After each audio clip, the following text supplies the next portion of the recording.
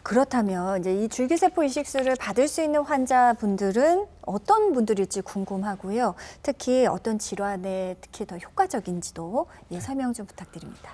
줄기세포 이식술은 처음에 개발된 건 그 젊은 환자들의 연골 결손이 생겼을 때 연골이 떨어져 나가거나 또는 외상으로 인해서 연골이 벗겨져 나가 있는 환자분들을 어떻게든지 연골을 재생시킬 목적으로 개발된 치료 방법입니다. 네네. 근데 이렇게 치료 방법이 개발되고 데이터가 쌓이다 보니까 그러면 퇴행성 관절염 환자분도 한번 적응해 볼까? 이렇게 해서 적응을 했더니 결과가 생각보다 좋아서 지금은 퇴행성 관절염 환자분들에게 훨씬 더 많은 시술이 이루어지고 있고요. 그리고 다른 치료를 충분히 했는데도 불구하고 무릎 통증이 지속되는 환자분들, 이런 분들은 정밀 검사를 통해서 연골 줄기세포 이식술을 고려해 보실 수 있겠고, 네네. 인공관절이 막상 필요하지만 나는 인공관절은 절대 안 해, 이렇게 거부감이 있으신 분들은 그 전에 인공관절로 가기 전에 치료 방법으로 선택할 수 있는 방법이라고 생각되고요. 아까 말씀드린 대로 고령이거나 또는 만성 질환이 있어서 큰 수술이 힘든 경우, 이런 경우에 대체 치료 방법으로 시행될 수 있다고 생각됩니다. 네. 앞서 전화 주셨던 우리 시청자분들도 이제 줄기세포 이식술을 좀 이렇게 고려해 보시면 좋을 것 같은데요. 자, 줄기세포 이식술 이제 손상된 연골을 재생시킨다는 점이 가장 큰 특장점이지 아닌가 싶습니다. 자, 실제로 이제 줄기세포 이식을 받고 나서 또 회복이 되어가는 과정도 좀 설명해 주실 수 있을까요? 네. 시술 전에 보시면 2.5cm 정도 되는 노란색 연골 결손 병변이 확인이 되는데요. 저 하얗게 보이는 연골은 정상 연골이고 노랗게 보이는 부분은 연골 밑을 받쳐주는 정상 뼈 조직입니다. 근데 뼈 조직이 네네. 이미 연골의 관절 안에 노출이 되어 있는 상황이고요.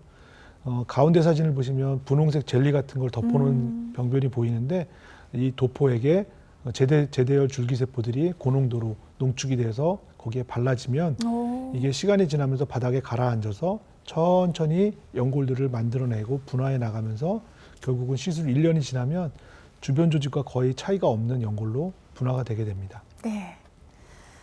줄기세포 이식술을 실제 받으시고 또 치료되신 분들의 예후 사례 궁금하시죠? 자, 76세 제법 고령의 어머님이십니다. 맞습니다. 줄기세포 이식술 받으셨네요. 네, 76세 여자 환자분이시고 시술 전에 보시면 분홍색으로 연골 조직 밑에 있는 그 연골 하골이라고 얘기하는 뼈 조직이 이미 노출이 돼 있었는데 이걸 시술하시고 26개월 정도 지난 다음에 다시 관절경을 봤을 때는 이미 정상 조직과 거의 차이가 없는 연골로 대체되어 있는 소견을 볼 수 있었습니다. 네, 아주 사진상으로도 매끈합니다. 앞서 두 번째 전화 주셨던 우리 59세 우리 시청자분 동갑이시네요. 59세 비교적 젊은 나이이신 여성분께서 역시 줄기세포 이식술로 치료하셨네요. 네, 맞습니다. 그래서 아까 전에 보신 79세 여자 환자분보다 훨씬 더 많은 넓은 병변이 뼈가 노출돼 있는데요. 시술 18개월이 지나면 저렇게 가운데 부분부터 천천히 연골 조직이 분화돼서 정상 연골과 비슷한 연골로 대체되어 있는 소견을 관찰할 수 있었습니다. 네.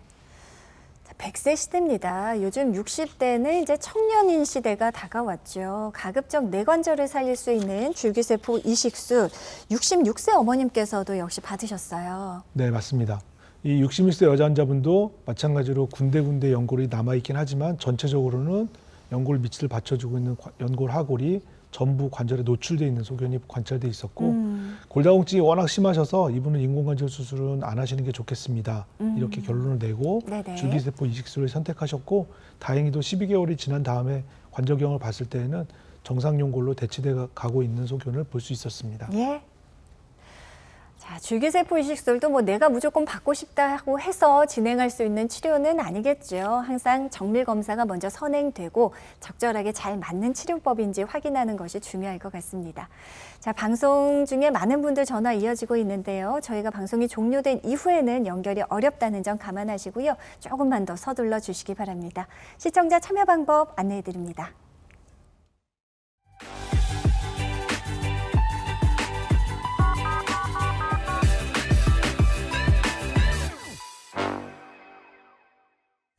자, 생방송으로 함께하고 있는 지금 이 시각 오후 4시 59분 향하고 있습니다. 여러분의 전화 받아보죠. 여보세요? 예, 안녕하세요. 네, 반갑습니다. 자, 나이가 어떻게 되셨습니까? 63세요. 63세 아직 젊으신데요. 자, 원장님 나와 계시니까 인사 나누시고요. 어떻게 불편하신지 말씀해 주십시오. 네, 환자분 안녕하세요. 예, 안녕하세요. 네, 어디가 어떻게 불편하세요? 예, 제가 왼쪽 무릎이 네, 그러니까 안쪽으로 네. 측면이 아파요. 맞아요. 네, 근데 걸을 때는 통증이 별로 없고 네, 앉았다 일어났을 때 제일 통증이 심한데 네, 그 상태로 조금 걸면 아픈 게 완화가 돼요. 네. 그렇게 아프신 게 얼마나 되셨어요? 이게 이렇게 된 지 한 6개월 이상 됐어요. 6개월이요. 병원에 가서 네. 진단은 받아보셨고요. 예, 그러니까 병원에서는 네, 퇴행성 관절염이 시작이 됐다. 그리고 제가 또 침도 맞고 했었거든요. 네, 근데 조금 완화는 됐지만 네. 완쾌는 안 됐어요. 처음에 증상이 생기는 거 기억나세요? 네, 처음에는 오히려 그 다리 전면부 말고 후면부 있죠. 네. 네. 후면부가 다 땡겼어요. 갑자기 무릎이 땡겼어요. 아프면서. 뭐 하시다 갑자기 그러셨어요? 어느 날 모르겠어요. 그냥 어느 날 모르겠어요. 무릎이 아프면서 네, 자고 일어났는데 네. 허벅지서부터 종아리까지 뒷부분이 다 땡기더라고요. 그때 병원에 바로 가셨나요? 바로 안 가고 네, 조금 왜냐면 걸으면 또 안 아프니까. 네. 예, 그러다가 제가 한 보름 이상 있다가 침을 먼저 맞았어요. 그러셨구나. 네. 네. 그래요. 혹시 병원에서 MRI 검사는 해보셨나요? 아니요. 안 해보셨고요. 네. 지금 이제 보통은 이렇게 이제 진단이 제대로 안 된 상태에서 시간이 경과되면 이렇게 문제가 생길 수 있는데 네. 환자분 사실은 퇴행성 관절염이 진행됐습니다. 이렇게 얘기만 들으셨지 네. 구체적으로 어디가 어떻게 문제가 시작되고 있습니다는 얘기를 못 들으신 거잖아요. 그렇네요. 그렇죠. 지금 방송을 보셨으면 아시겠지만 무릎에는 테두리를 만들어준 연골도 있고 뼈를 덮고 있는 연골도 있단 말이에요. 네. 근데 퇴행성 관절염이라는 건 결국은 연골이 망가지면서 관절 연골이 망가지면서 윗뼈하고 아랫뼈가 닿는 거를 퇴행성 관절염이라고 얘기하는데 네. 퇴행성 관절염이 시작되는 거는 사실은 반월상연골 파열이 먼저 되는 경우가 더 많아요. 그렇군요. 아, 네. 예. 테두리를 만들어준 연골이 무릎 뒷부분에서 먼저 찢어지면 네. 정상적으로 윗뼈와 아랫뼈에 그 충격을 흡수해주는 쿠션 역할을 못하기 때문에 관절이 조금씩 망가지게 되는데 아, 예. 이때는 찢어진 연골을 잘 봉합만 해주면 원래대로 돌아가는 경우도 많아요. 아, 예. 그리고 퇴행성 관절염으로 진행되는 걸 막을 수가 있거든요. 네. 근데 환자분이 지금 6개월 정도 됐는데 증상이 아주 없어지진 않았지만 증상이 그냥 좀 좋아지긴 했지만 아직 없어지진 않았다고 얘기하시는데 네. 반월상연골 손상되신 찢어진 부분들 환자분들 얘기를 들어보면 딱 그래요. 처음에는 많이 아팠는데 네. 시간이 지나면 통증이 별로 없어서 이게 별거 아닌가 보다 이러고 살았는데 한참 네. 지나고 나면 관절이 망가지기 시작하는 거죠. 아, 예. 그러니까 사실은 통증이 생겼을 때 병원에 가서 진단을 먼저 받으셔야 되는데 네. 진단이 안 되니까 지금 여태까지 방치된 거거든요. 네. 그러니까 지금이라도 늦지 않았으니까 병원에 네. 가셔서 정밀 검사를 네. 받아보시면 아, 예. 아마도 테두리 만들어준 연골이 좀 찢어져 있을 거예요. 네. 그러면 그냥 관절염이니까 퇴행성 관절염이니까 그냥 약 먹고 버티자가 아니라 네. 적극적으로 찢어진 연골을 봉합할 수 있는지 아니면 다듬어서 네. 더 찢어지지 않게 해줄 수 있는지 관절염이 진행되는 걸 막아주는 게 중요하니까 네. 적극적인 치료를 받으실 수 있도록 상담해 보시는 게 좋을 것 같습니다. 예. 아, 너무 감사합니다. 네. 자, 도움이 많이 되셨으면 좋겠고요. 원장님 말씀하신 대로 빠른 시일 내에 관절 전문 선생님 계신 병원 방문하셔서 정확한 진단 한번 받아보셨으면 좋겠습니다. 자, 전화 주셔서 고맙습니다. 자, 원장님, 굉장히 많은 분들이 비슷한 이제 사례, 경험은 말씀을 맞아요. 해주시는 것 같아요. 이 반월성 연골이라는 게 이제 파열이 됐습니다. 실은 좀 어느 정도 안에 가면 요거를 바로 그렇게 고칠 수가 있는 것인지. 네.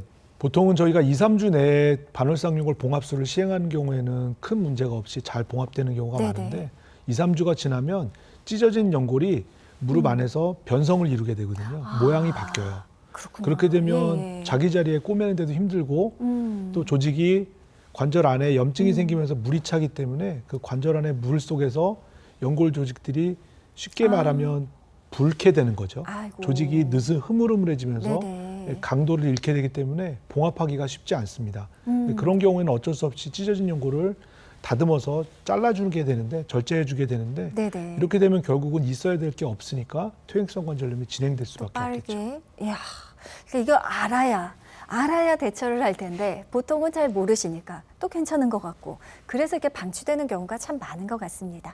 저희 방송 계속 보시면서 많은 분들 좀 좋은 내용 알아가셨으면 좋겠습니다. 자, 다음 전화 받아볼게요. 여보세요? 네, 여보세요? 네, 전화 연결됐습니다. 반갑습니다. 자, 올해 나이가 어떻게 되셨습니까? 55년이요. 55년생이시고요. 자, 어디가 어떻게 불편하신지 우리 원장님 나와 계시니까요. 직접 말씀 나눠보십시오. 네, 환자분 안녕하세요. 예. 네, 어디가 불편하세요? 저는 이제 건축업을 하고 있는데요. 네, 한 2, 30년 전에 넘어져가 무릎을 다쳤어요. 아, 네. 그러셨어요. 그래가지고 그 당시에 병원에 가셨나요? 그때는 먹고 살기 힘들어서 병원에 안 가고 네, 그냥 뭐 파스나 바르고 그냥 그랬어요. 그러셨어요. 그러셨어요. 네. 그러다가 이제 나이가 있고 그래서 이제 몇 년 전부터 그냥 그게 그때는 옛날에는 이렇게 그 뭐시기 힘들게 뭐 하면은 무릎이 막 쑤시고 막 그랬거든요. 네, 막 붓고 그래갖고 밤새도록 쑤시고 그러면은 얼음찜질을 했어요. 네. 항상 얼음을 놨다가 네, 그걸 갖다가 이렇게 무릎에다가 해놓으면은 네. 그게 그 통증이 없어지 큰 얼음덩어리를 무릎에다가 딱 맞아요. 하면은 네. 그래가지고 아버님 그러면 최근에는 병원에 가보셨어요? 그러다가 몇십 년 그러다가 이제 요즘은 이제 나이 먹어서 일을 못 하고 그러니까 병원에 가고 뭐 엑스레이 찍고 뭐 그랬는데 그 수술을 하라고 하더라고요. 언제 병원에 가신 거예요? 한 3년 전, 3년 전에요? 3, 4년 전에. 예. 3, 4년 전에 이미 그 수술하라는 건 인공관절 수술을 말씀하시는 건가요? 예, 그 병원에 네. 가니까 네. 뭐 쑤시고 뭐시고 하니까 이제 그 수술을 하라고 하더라고요. 뭐 근데 그냥- 아버님 왜 안 하셨어요? 근데 나는 병원에 가는 게 그게 무섭고 네. 맞아요. 예. 그 벌써 2, 3년 전에 이미 인공관절 수술이 필요할 정도로 관절염이 진행됐습니다. 이렇게 진단을 받으셨는데 치료를 안 하고 계신 거네요, 결국은요. 네, 그래가지고 거기가 뭐 그 관절에 좀 뭐시기 한다 그래가지고 이제 상해가지고 주사를 맞았는데 그게 괜찮았어요. 네. 그 괜찮은데 네. 근데 그게 이제 일을 심하게 이제 피곤하면 그게 붓고 쑤시고 그러더라고요. 네, 그럴 수 있죠. 무리하시면 네. 근데 이제 지금은 일을 안 하니까 이제 그런 게 없는데 네. 이제 가끔 운동이나 하고 뭐 좀 조금 심하게 하면은 그게 쑤시고 하고 그래서 이제 그 주사를 맞았거든요. 네. 네. 그리고 이제 이게 수술하는 거 않고 이제 관절약만 먹고 그런데 그래요. 이제 반대편이 요즘에는 보니까 네. 반대편이 이제 그거는 그 주사 맞고 이제 물 빼고 해서 이제 괜찮았는데 반대편이 걸어가면 뚝뚝뚝 그 마디가 이렇게 삐끗삐끗 하는 그 소리가 나는 것 같고. 예. 소리가 나고 오금이 좀 땡기는 것 같고 여기 그래요. 여기 응치살 부채살이라고 그러나? 네, 맞아요. 고관절이라고 네, 얘기하는 그쪽이- 건데 아버님 잘 그쪽이 들어보시면요. 예. 잘 들어보시면 지금 원래 아팠던 무릎 말고 반대쪽 무릎이 이제 아파지기 시작하는 거잖아요. 예. 아버님이 원래 아팠던 무릎 치료했으면 반대쪽 무릎은 안 아팠을 거예요. 아버님이 치료를 방치하시니까 반대쪽 무릎이 망가지는 거거든요. 아니 그때는 아프지 않았으니까 치료를 안 했고 그랬는데 그게 아니라 원래 아프시던 무릎을 치료했으면 지금 반대쪽 무릎은 안 아팠을 거예요. 오히려 네. 예. 왜냐하면 아프신 다리 거죠. 정렬 상태가 정상이 아니게 되면 한쪽 무릎이 영향을 받으면 반대쪽 무릎이 영향을 받을 수밖에 없거든요. 그렇군요. 지금 사진에서 보시는 것처럼 오자다리가 심해지면 한쪽 다리, 오른쪽 다리가 오자다리가 심하면 왼쪽 다리가 일을 많이 할 수밖에 없기 때문에 결과적으로는 관절이 망가지는 거고, 제가 처음에도 말씀드렸지만 퇴행성 관절염의 특징은 천천히 진행되기 때문에 환자분들이 통증에 적응을 하거든요. 그런데 끝이 정해져 있지 않아요. 정상적으로 걸을 수 없을 정도까지 계속 진행이 될 수밖에 없거든요. 왜냐하면 사람은 서 있으니까요. 그러니까 아버님 치료를 미루시면 결국은 나중에 가서 못 걸어요. 그리고 지금 양쪽 무릎이 이제 한쪽 무릎이 아프다가 이제는 반대쪽 무릎도 아프고 이 양쪽 무릎이 다 아파지기 시작하면 결과적으로 못 걸으시다가 잘못하면 넘어지시고 그러면서 전신 상태가 나빠지는 거기 때문에 이런 과정들을 의사들은 잘 알기 때문에 빨리 치료받으시고 일상생활로 빨리 복귀하시도록 하세요라고 얘기하는 건데 환자분들은 병원에서 치료받는 게 무서우니까 이거를 맞아요. 방치하시거든요. 무서워요, 원장님. 근데 환자분들이 만약에 퇴행성 관절염이 이렇게 악화되면 이렇게 될 수 있습니다라는 자연 경과를 잘 알고 계신다면 치료하셨을 거예요. 그런데 모르고 계시기 때문에 치료를 안 하시는 거고 의사들은 알기 때문에 그걸 치료해야 된다고 말씀드리는 거고요. 네네. 그러니까 아버님도 꼭 얼른 정형외과 진료, 관절 전문 진료 보셔서 치료를 빨리 시작하시는 게 좋을 것 같습니다. 네.